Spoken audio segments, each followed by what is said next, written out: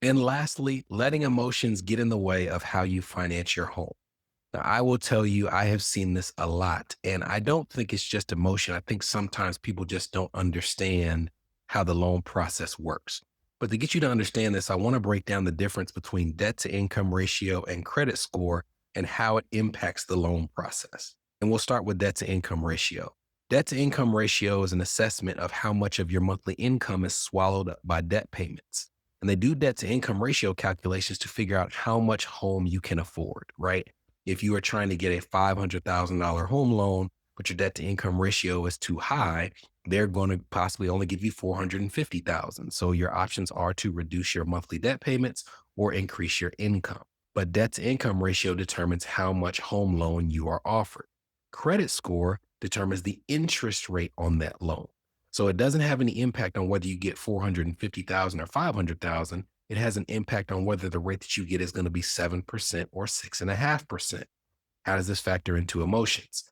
I come across a lot of couples where there's a huge imbalance when it comes to the income that they bring to the table. And to be clear, I come across several couples where this is not an issue at all, but I come across situations where there is a clear dynamic at play where the imbalance of incomes is something that impacts the relationship if it gets away from the couple, which is natural to some degree.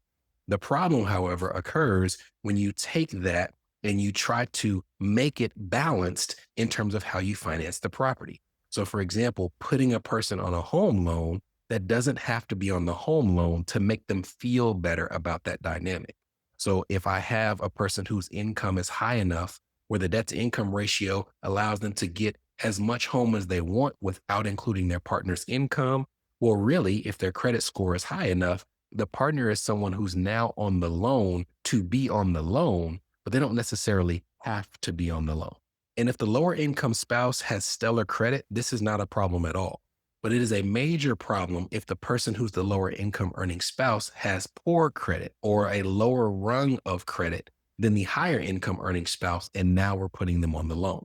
Why is it a problem? Because many loan products will use the credit score to determine your interest rate. And the credit score that they use is not an average of the two scores, it's the lower of the two scores. So if you're applying for a loan and the best credit that they have in terms of the rung that gives you the best interest rate is, say, 759 or 760 and above, and the high income earning spouse has that credit score and could apply for that home loan on their own, and you bring a person onto the home loan that has a 720 credit score, which is still an excellent credit score, but it's not in the highest rung, you are now potentially putting yourself in a scenario where you have a higher home loan rate than you would have if you just left the person off.